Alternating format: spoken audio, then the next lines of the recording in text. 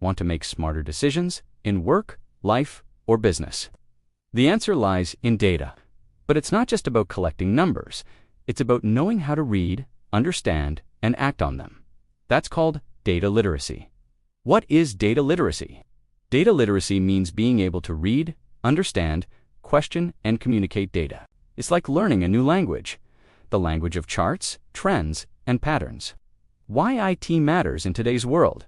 Data drives everything, from marketing campaigns to health research.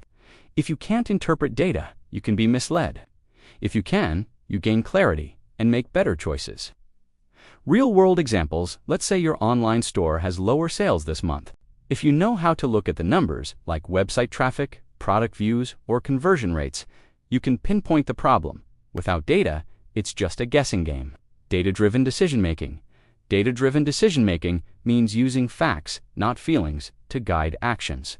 For example, a company might change its packaging because customer feedback data shows confusion.